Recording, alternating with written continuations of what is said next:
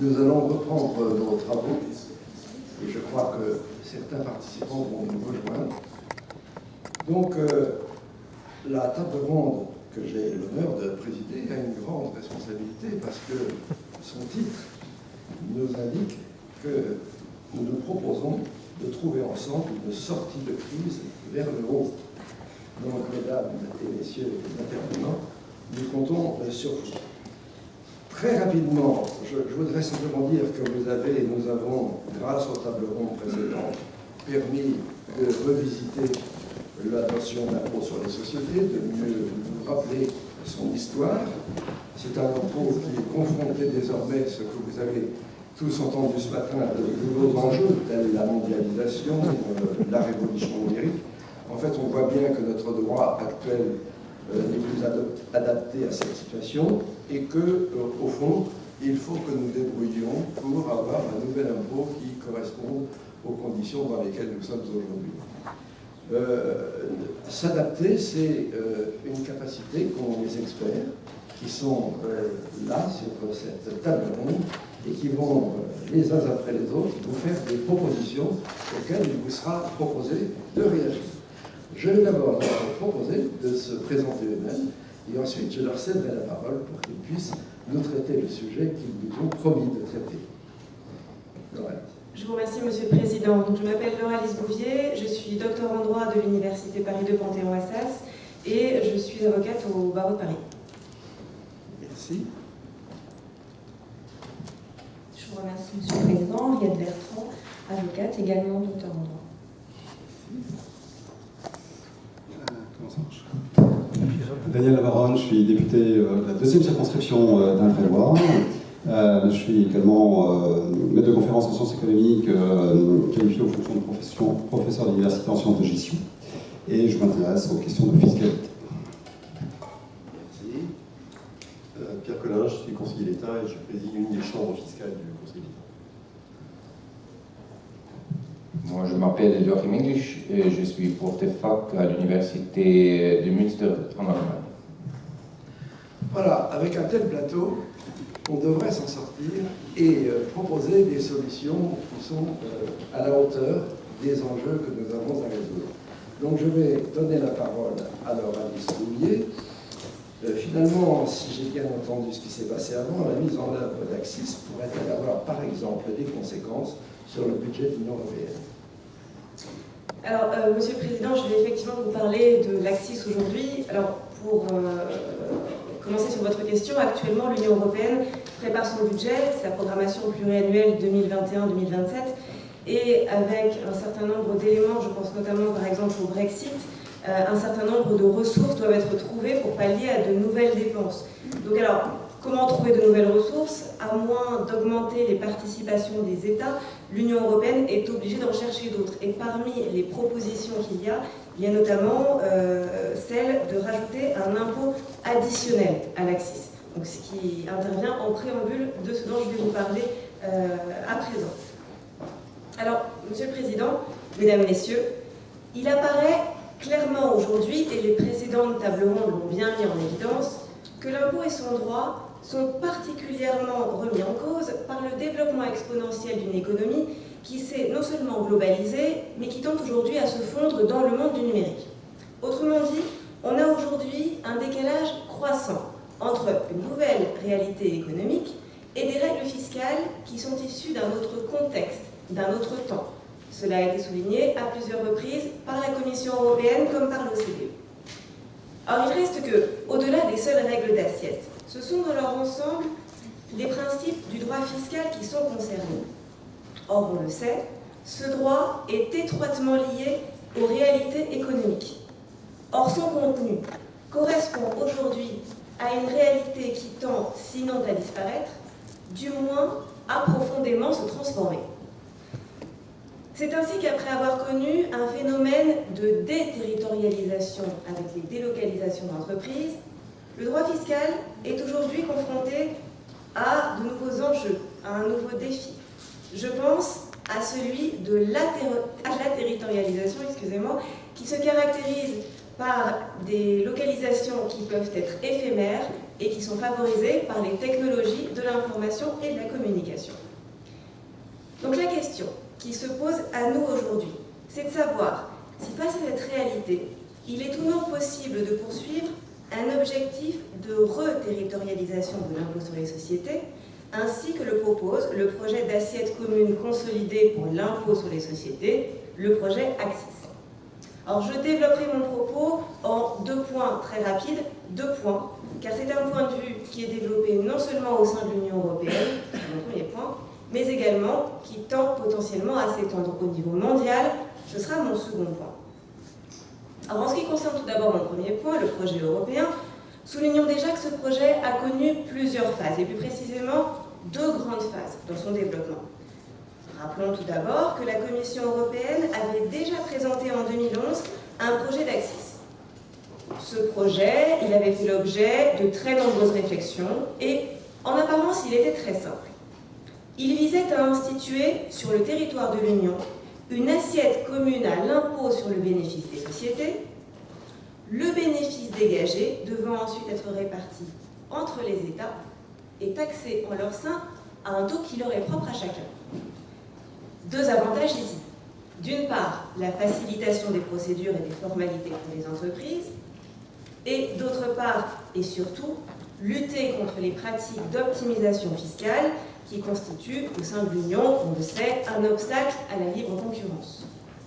Donc ce qu'on attendait de l'unification des règles d'assiette, c'était qu'elles permettent de supprimer les capacités et les incitations d'évasion qu'offrent des normes fiscales qui sont différentes d'un État à un autre.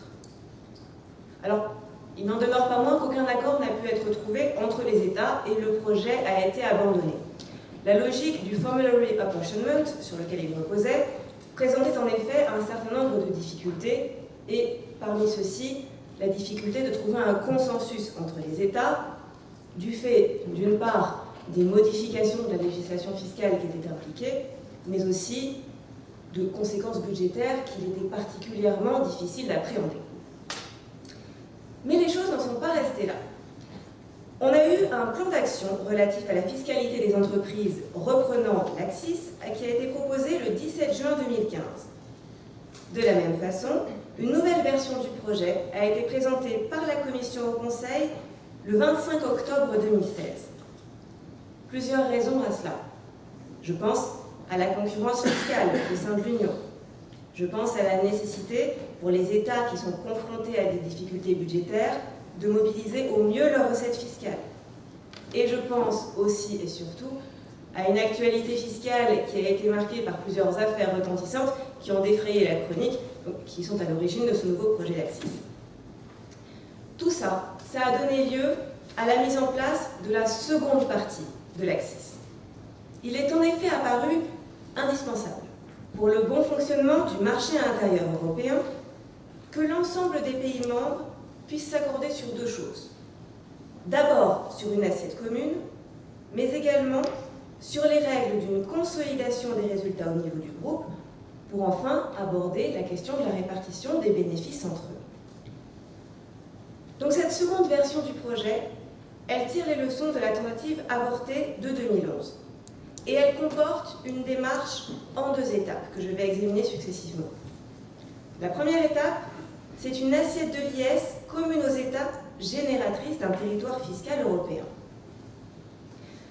Alors le dispositif repose au premier chef sur un constat, celui que l'évaluation du résultat fiscal varie selon les pays. L'objectif, dans le cadre d'AXIS, est donc de définir des règles de détermination du bénéfice imposable qui soient communes aux entreprises concernées. Je pense par exemple en matière de taux d'amortissement ou de charges déductibles. Donc par conséquent, les normes du pays d'implantation ne seront plus applicables, ce qui aura pour conséquence d'étendre l'espace fiscal de l'entreprise à un territoire européen et plus seulement à un territoire national.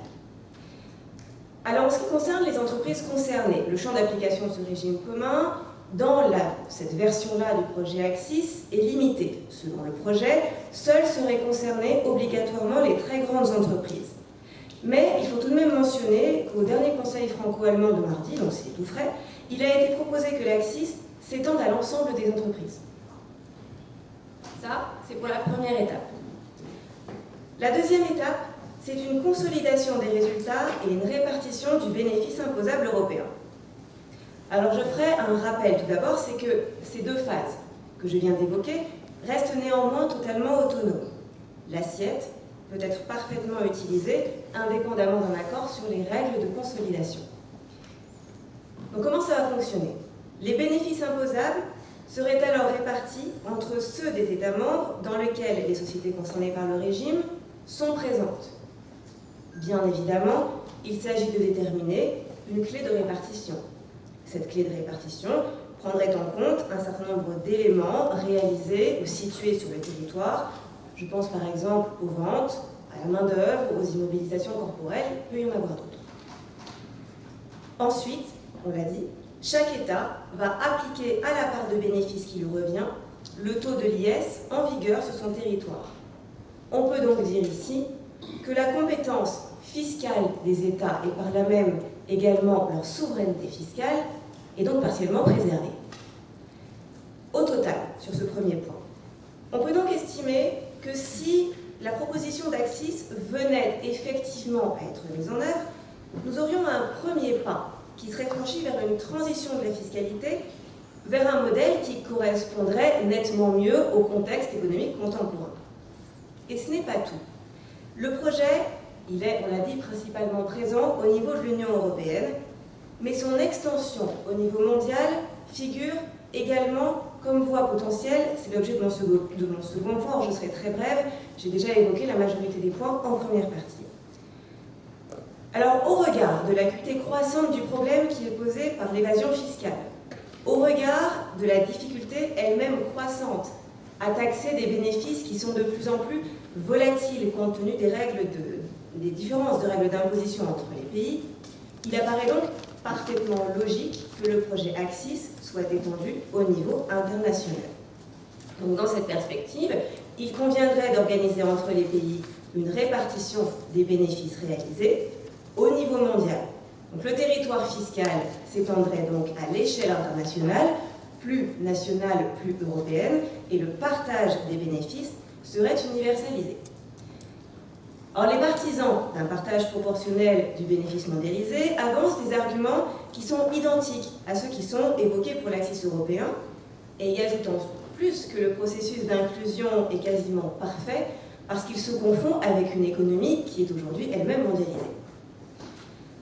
Or, il faut toutefois s'interroger sur le réel avenir, à court, moyen ou long terme, d'un tel projet, compte tenu de la diversité des fiscalités nationales, mais compte tenu également de l'explosion du numérique et des bouleversements qui sont provoqués par l'explosion du numérique. Parce qu'aujourd'hui, et c'est ce que j'ai dit dans mon introduction, ce n'est plus seulement la question de la déterritorialisation qui est en cause, même si elle est encore présente, mais celle de la territorialisation. C'est-à-dire qu'avec le développement de l'économie numérique, la notion même de territoire fiscal prend un tout autre sens, ou plutôt, elle perd son sens initial qui était fondé sur une définition physique et qui offrait un cadre matériel à la fiscalité.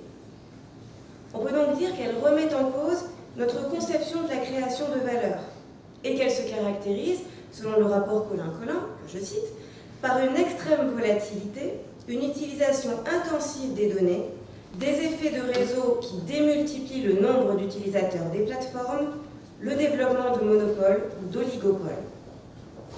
Et on peut dire que son impact a été parfaitement mis en évidence par l'OCDE dans le cadre de son projet visant à lutter contre l'érosion de la base d'imposition et le transfert de bénéfices.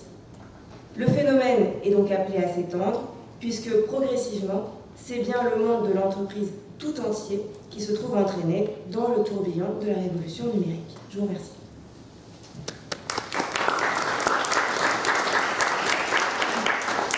Merci beaucoup, Laura-Lise, par cette ouverture de cette table ronde. Alors, Henriette Bertrand, la territorialité ou la territorialisation, vous allez pouvoir nous donner votre point de vue sur ce sujet. Merci, Monsieur le Président. Je vais tout d'abord définir le droit conventionnel de façon très rapide, puis dresser un état des lieux des mesures prises par ce droit conventionnel face à la mondialisation et à la numérisation de l'économie. Vous livrer mon avis sur ces mesures. Et puis finir par un petit exemple d'une PME française sur l'économie du numérique qui semble-t-il être au cœur de l'actualité. Alors rappelons rapidement que par droit conventionnel, on entend bien évidemment les conventions fiscales internationales. C'est ce dont nous allons parler. Par définition, c'est un accord qui est bilatéral, qui est signé entre deux États à la base, à l'origine, pour éviter les doubles impositions. Son mécanisme, c'est le partage du droit, donc d'imposer chaque État, appliquant son droit interne sur la part qui lui échoit. C'est un instrument qui est donc utilisé pour déterminer de façon classique à partir de quand un État peut taxer une entreprise étrangère sur son territoire, et pour ce faire, il fait référence à ce qu'on entend, vous entendez depuis ce matin, à une présence physique. D'accord ? C'est ce qu'on appelle dans notre jargon fiscal, vous avez tous compris, la notion d'établissement stable, qui vise donc des installations fixes. Dès lors, on l'a compris, la définition d'établissement stable est donc capitale et au cœur du débat. Donc la question qui se pose, c'est est-ce que le droit conventionnel en vigueur actuel, donc la définition d'établissement stable, est-elle adaptée pour faire face aux nouvelles problématiques fiscales internationales, mondialisation et économie du numérique, où les frontières, comme vient de le dire leur Alice, sont abolies et où les sociétés peuvent se développer sans base territoriale et sans y être présentes physiquement. Alors, des premières réponses ont été mises en œuvre tant au niveau international avec l'OCDE qu'au niveau européen, et puis il y a des travaux en cours, plus particulièrement sur la question délicate de l'économie du numérique. Les réponses à l'international mises en œuvre par l'OCDE, alors c'est le paquet BEPS dont vous avez entendu parler ce matin. Et dans son rapport de 2015, et plus précisément dans son action numéro 7, qui est relative à l'établissement stable, propose des changements à apporter à la définition de l'établissement stable. Ces modifications, elles ont mené à élargir la notion d'établissement stable et elles ont pour but d'empêcher le recours à certaines stratégies d'évasion fiscale qui sont actuellement utilisées par certaines entreprises, pas toutes, pour contourner la définition existante de l'établissement stable.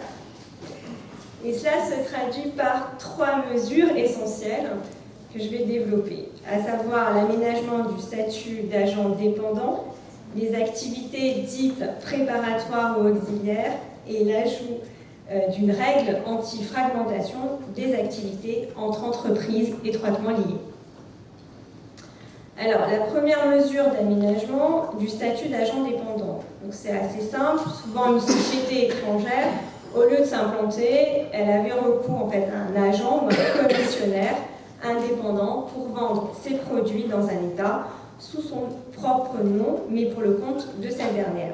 Donc, il n'y a pas d'établissement stable au sens conventionnel et seule la rémunération de l'agent est dépendante. Donc l'entreprise étrangère n'est pas imposable dans le pays de l'agent. Donc en pratique, certaines sociétés ont beaucoup joué avec cette notion et les rédactions de contrats. Et il y a de nombreux d'ailleurs exemples de jurisprudence, mais je pense que ce sera évoqué plus tard en la matière, notamment la Resimer. Et c'est ce que la modification, donc, c'est l'évolution de ce statut, c'est que désormais un agent peut être qualifié de dépendant et donc constituer un établissement stable. Je cite, non seulement une personne qui conclut à titre habituel des contrats pour le compte d'une entreprise étrangère, mais également celle qui joue habituellement le rôle principal menant à la conclusion de contrats, conclus sans modification importante par l'entreprise. Et c'est également une personne qui agit exclusivement ou presque exclusivement pour le compte d'une ou plusieurs entreprises auxquelles elle est étroitement liée. Deuxième mesure, c'est le recours aux activités dites préparatoires ou auxiliaires qui sont à l'origine de plein droit exclus en fait, de la qualification d'établissement stable. Certaines activités en fait, qui étaient énumérées et visées étaient présumées revêtir un caractère préparatoire ou auxiliaire. Or, aujourd'hui, on voit bien que les business models des sociétés ont évolué et que parfois, ce qui était auparavant au préalable qualifié de caractère préparatoire constitue le cœur et l'activité essentielle de l'entreprise. On pense notamment aux installations de stockage et de livraison, sans citer de nom. Donc il en résulte désormais que le caractère préparatoire ou auxiliaire doit être établi et démontré. Troisième et dernière mesure, qui est en fait un ajout et qui est plus une règle, en fait, c'est une règle anti-fragmentation des activités entre entreprises étroitement liées. Alors c'est pour faire simple, parce que les textes sont toujours très complexes en droit fiscal, c'est l'exemple des chantiers. Et c'est l'installation d'un chantier. Donc un établissement stable, l'installation d'un chantier supérieur à 12 mois est considérée comme est qualifiée d'établissement stable. Donc pour échapper à l'imposition, certaines entreprises ont fait intervenir successivement plusieurs filiales pour une durée inférieure à 12 mois, échappant à l'imposition. L'OCDE a voulu mettre fin à cette pratique. Nous venons donc de voir les trois mesures qui en fait ne visent que des optimisations ou des abus, mais qui ne visent que, une activité un petit peu, si on ose parler d'ancien monde et de nouveau monde, en tout cas pas le numérique. Donc on va parler du numérique. L'économie du numérique, c'est un chantier qui est en cours, comme on l'a compris tout à l'heure, on nous l'a exposé. Les deux institutions que sont l'OCDE et la Commission européenne ont fait des propositions qui sont récentes. Alors l'OCDE, elle a sorti son rapport intermédiaire et comme l'a dit, elle est en recherche de solutions avec éventuellement une proposition en 2020. Et la Commission européenne, elle s'est saisie du sujet et a fait deux propositions de directives. L'OCDE, dans son rapport en fait, intermédiaire sur la numérisation, on vous en a beaucoup parlé tout à l'heure, donc je vais passer très rapidement. Et finalement, ce qu'on peut constater, et la scientifique moelle, c'est qu'il y a trois groupes d'États, que ces États ne sont pas d'accord, mais que finalement, ils ont décidé de garder quand même, pour réfléchir à la question qui reste en suspens de où doit être imposée la valeur, à cause en fait, de l'absence physique et donc de la numérisation de l'économie, ils ont quand même gardé l'arcane de la fiscalité et donc les deux points, c'est-à-dire les deux règles fiscales internationales, Nexus et l'allocation profit, à savoir donc la notion d'établissement stable avec le lien et l'allocation profit, si je fais un petit résumé court, c'est en fait la notion de pleine concurrence et basée sur les prix transfert.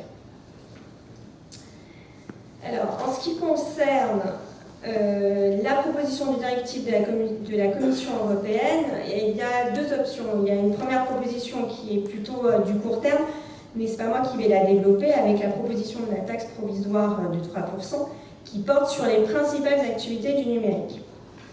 Je vais moi simplement développer l'option qui est plus long terme, qui est une vision plus long terme, qui vise à introduire la notion de présence numérique significative et qui vise à réformer les règles relatives à l'imposition des sociétés, de telle sorte que les bénéfices soient enregistrés et taxés là où les entreprises ont une interaction importante avec les utilisateurs par l'intermédiaire de canaux numériques.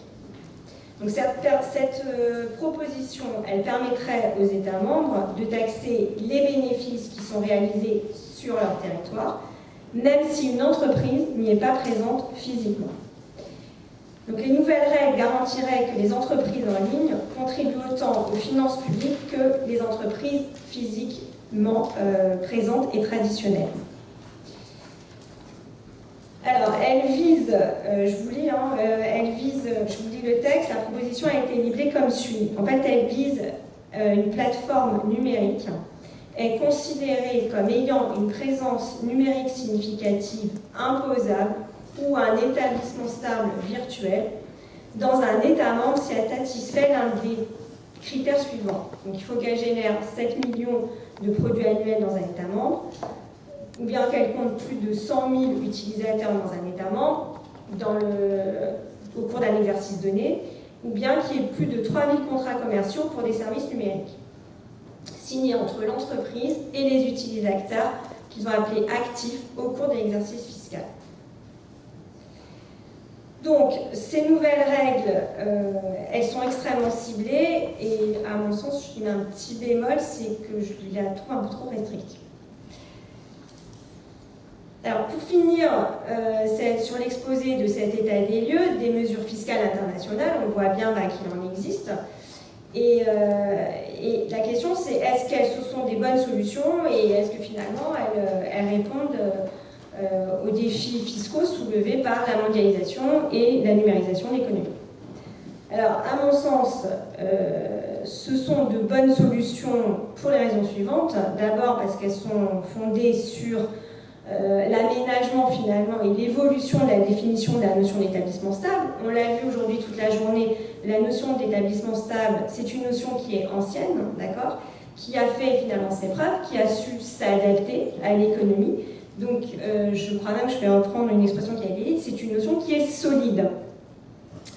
Elle a su s'adapter au fil de l'évolution de l'économie. Il n'y a pas de raison qu'elle ne s'adapte pas à l'évolution en fait, de la numérisation de l'économie.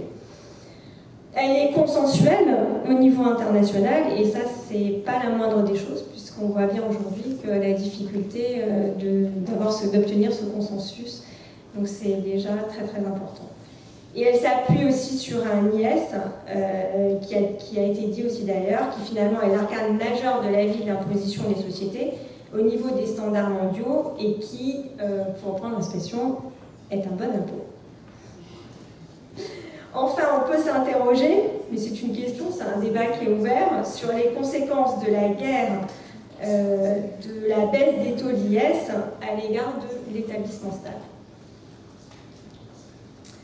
Alors, pour ouvrir un peu les débats et finir rapidement, apparemment j'ai pris un peu trop de temps, mais je pourrais éviter.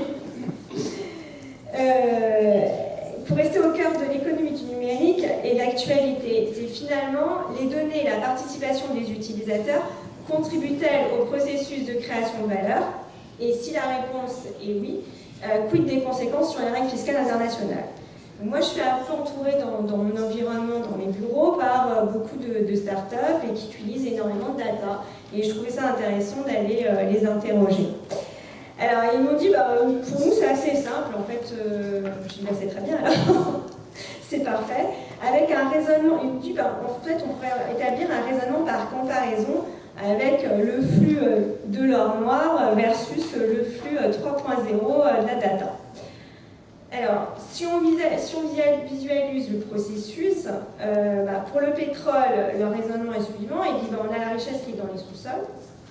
Et puis pour l'économie du numérique, on a les données, en fait, les data qui sont là.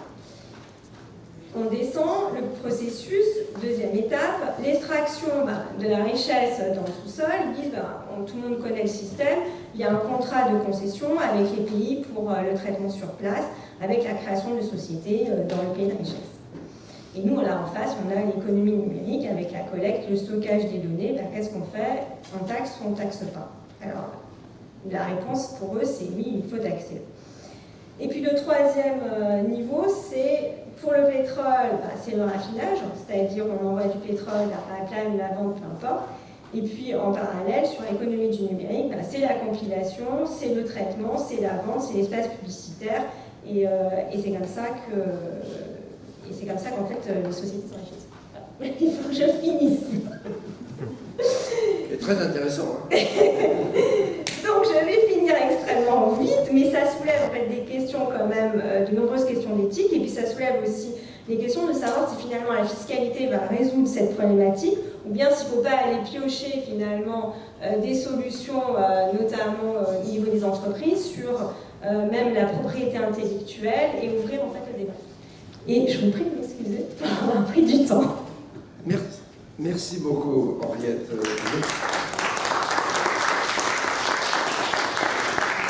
C'était précisément au moment où ça devenait extrêmement intéressant que je vous interromps. C'est vraiment malheureux. Alors, Daniel Labaronne est à la fois député, parlementaire, il est économiste, il est universitaire. il va être intéressant d'entendre son point de vue sur ce sujet.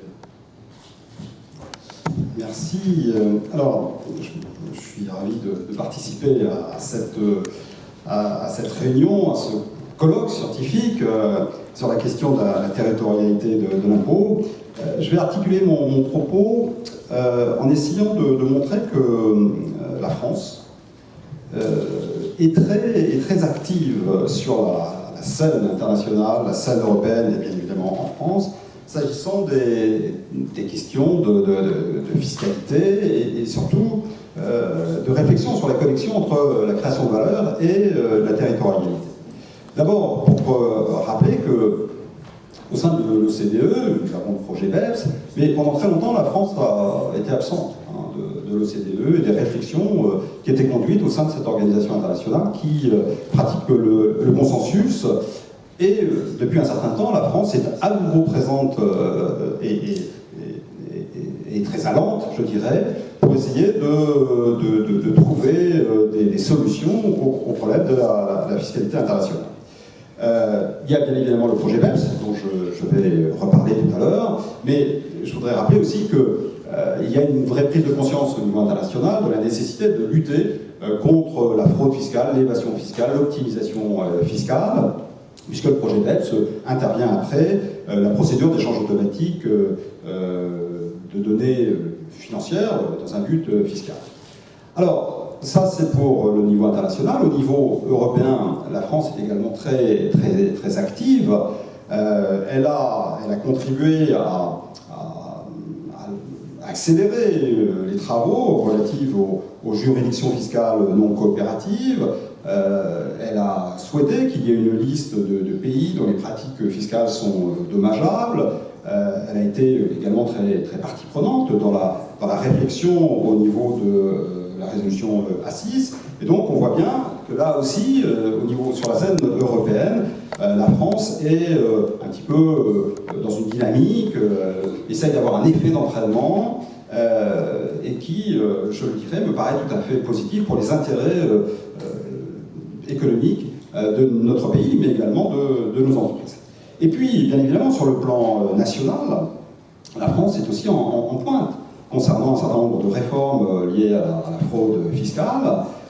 Il y a déjà eu beaucoup de choses qui ont été faites sous l'ancien mandat, François Hollande, mais nous avons engagé une réflexion très active sur la question de fraude fiscale. D'abord, on s'est intéressé à la question du verrou de Bercy. J'étais membre de la mission d'étude de ce verrou de Bercy, et donc nous avons fait un certain nombre de propositions. Il va y avoir le futur projet de loi sur la fraude fiscale qui va intervenir au mois de septembre. Et là, il va y avoir sans doute des choses très intéressantes, comme une réflexion sur la détection de la fraude fiscale, avec l'échange de données entre administrations. Il va y avoir une action en direction de la prévention de la fraude fiscale, avec une harmonisation des outils des administrations, avec la mise en place d'une police fiscale sous l'autorité d'un magistrat. Et il va y avoir un renforcement des sanctions à travers la démarche du Nem Anshaem et la mise en place de sanctions administratives contre les intermédiaires professionnels, ainsi que l'intégration de la liste européenne des paradis fiscaux à la liste française. Donc, sur ces points, on voit bien que la France est très active et a retrouvé un rôle extrêmement dynamique dans toutes ces réflexions. Alors, je voudrais peut-être aborder le rôle qu'a pu jouer la France, notamment dans le projet BEPS. Parce qu'il me semble tout à fait important. J'en parle d'autant plus volontiers que je vais être responsable du texte quand on va aborder la ratification de cette convention multilatérale le 5 juillet prochain, voilà, à l'Assemblée nationale. Alors, il y a eu un débat hier en commission des finances, et en effectif, cette ratification n'a posé aucun problème. Ça a été voté, le rapport a été voté à l'unanimité, tous les groupes confondus, LR, France Insoumise, etc. Alors, il me semble que dans ce projet BEPS, la France a défendu ses intérêts économiques, mais pas seulement ses intérêts économiques, une certaine idée du rôle et du leadership qu'elle doit assumer dans les questions de fiscalité internationale. Pourquoi? Parce que d'abord, la France a un réseau de conventions bilatérales le plus étendu au monde, et le projet BEPS va permettre d'enrichir ces conventions bilatérales en faisant un saut, je dirais, multilatéral très important, qui va nous faire gagner des années de ratification bilatérale. Donc ça, c'est un aspect très positif. Par ailleurs, la France a une démarche, je dirais, très ouverte, très ambitieuse, en posant peut-être moins de réserves que d'autres pays, parce que derrière, il y avait l'ambition d'être dans une démarche d'exemplarité aussi. Mais cette exemplarité, elle a servi à réaffirmer ce côté, cet aspect leadership que veut assumer la France, puisque grâce à cette démarche de la France, un grand nombre de pays ont en définitive participé aux négociations et ont souhaité ratifier cette convention multilatérale. Par exemple, le Panama, l'île Maurice. Il me semble que c'est de l'intérêt bien compris, au-delà de la volonté politique d'assumer un leadership, c'est de l'intérêt bien compris dans le cadre de ce que j'appelle peut-être une diplomatie fiscale. Parce que si on multiplie la signature de conventions entre la France et puis d'autres pays dans le cadre du projet BEPS, on va avoir là des opportunités en termes de venue d'investissements directs étrangers sur notre territoire national, mais également en termes de conquête de nouveaux marchés pour les entreprises françaises dans des pays qui ont signé cette convention multilatérale. Donc cette diplomatie fiscale, elle sert, à mon avis, considérablement les intérêts de notre pays. Alors, je voudrais peut-être maintenant aborder, je ne vais pas revenir sur les aspects européens, puisque le projet ACIS a été développé, et puis sans doute ce sujet a été abordé dans les tables rondes précédentes, mais je voudrais revenir sur ce que nous faisons à l'heure actuelle dans le cadre législatif. Alors, j'ai évoqué le verrou de Bercy, il va y avoir sans doute des ajustements, des modifications. Je ne suis pas sûr que toutes les propositions que nous avons faites dans le cadre de cette mission d'études seront reprises par le gouvernement, mais bon, voilà. Sujet politique délicat. Sujet très délicat. Bon. Mais nous avons quand même auditionné beaucoup de monde et rappelé quand même que ce rapport sur cette mission d'études a fait l'objet également d'un vote à l'unanimité de tous les groupes politiques. Bon.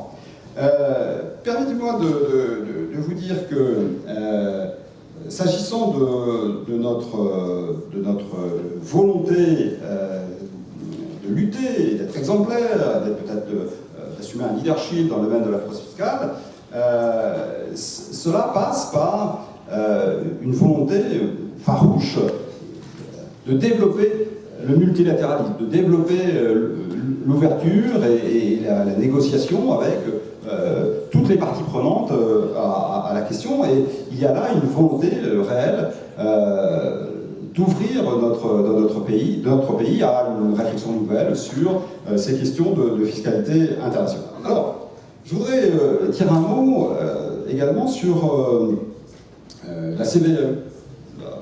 Parce qu'il se trouve que je suis responsable de la mission Flash sur la CVAE.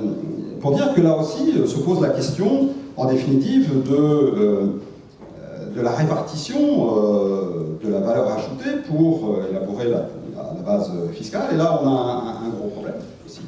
Et il y a une réflexion là, qui est conduite pour essayer de trouver la meilleure clé de répartition, de manière à ce que les collectivités territoriales ne soient pas, certaines d'entre elles en tout cas, ne soient pas défavorisées au profit d'autres. Moi, j'étais maire d'une commune rurale, j'avais des plateformes logistiques sur ma commune. Bon, le risque, c'était que toute la valeur ajoutée soit renvoyée au siège social et que je ne bénéficie d'aucune, ou de très peu, de contribution de la CVAE au niveau de ma communauté de communes. Donc là aussi, il y a une réflexion qui est engagée.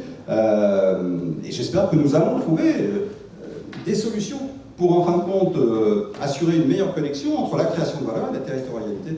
Et puis enfin, je ne sais pas si c'est pour ça qu'on m'a proposé de venir aujourd'hui, je suis également responsable d'une réflexion autour de la question de la requalification des établissements commerciaux en établissements industriels. Alors, je vous explique. Un entrepôt agricole qui était qualifié d'établissement commercial et qui, à ce titre, payait une certaine taxe foncière. Bon, à partir du moment où cet entrepôt, l'agriculteur mettait des panneaux photovoltaïques ou introduisait un lève-palette, etc., eh bien, son entrepôt pouvait se transformer ou être requalifié en établissement industriel. Du coup, le montant de la taxe foncière n'était plus du tout la même.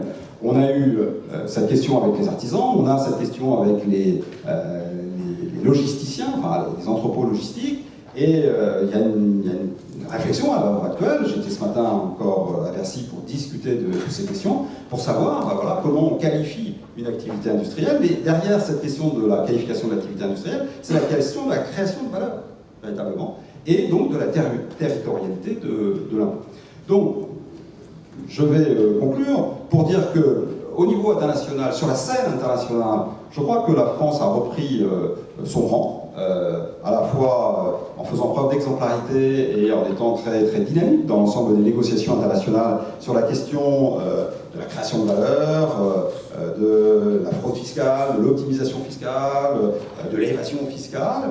Et puis au niveau plus national, il y a des réflexions qui sont au cœur, je crois, de la thématique de ce colloque. Et je voulais très brièvement vous dire que nous travaillons beaucoup sur ces questions-là, qui sont des questions importantes, qui sont des questions difficiles, qui sont des questions qui renvoient à des enjeux économiques et financiers très importants, à la fois pour les collectivités locales, pour les entreprises, et cette volonté, en fin de compte, de mettre à plat les problèmes, de ne pas les occulter, de ne pas les contourner, eh bien, je crois, est la marque de fabrique de l'action gouvernementale sous l'autorité du président de la République, et c'est également le reflet d'une volonté d'être dans le pragmatisme, dans le réalisme, et d'apporter des solutions très, très concrètes à des questions qui se posent depuis un certain temps, et des questions qui, jusqu'à présent, n'avaient pas reçu de réponse opérationnelle. Je vous remercie. Merci Daniel. Après le point de vue d'un parlementaire et de l'Assemblée nationale, le point de vue du Conseil d'État, et c'est le président Pierre Collin qui va nous éclairer sur ce point de vue. Merci Monsieur le Ministre. Quand on demandait de parler de l'apport de la jurisprudence du Conseil d'État pour ce qui est qualifié de révolution fiscale mondiale, j'ai été pris un peu de vertige, parce que le Conseil d'État et le Parlement ont fait la révolution, et encore moins dans la jurisprudence. Et en réalité, on peut effectivement trouver deux types d'enseignements, tirer deux types de leçons dans la jurisprudence du Conseil d'État pour la question qui nous occupe. La première, c'est une leçon rétrospective sur l'état des choses. La jurisprudence, pas seulement celle du Conseil d'État, celle des juridictions fiscales de manière générale, montre bien le problème. Elle montre bien combien il est difficile à isonormes, enfin à normes fiscales inchangées, qu'elles soient nationales et surtout internationales, combien il est difficile d'attraper un impôt dont le caractère territorial est beaucoup plus relâché, beaucoup plus évanescent. On sait bien que l'IS il est fondé sur le principe de territorialité, notamment l'IS français, et qu'il faut un rattachement physique au territoire français par soit, on peut appeler ça entreprise exploitée en France si on prend le droit interne, on peut appeler ça établissement stable si on prend les conventions bilatérales, mais tout ça revient.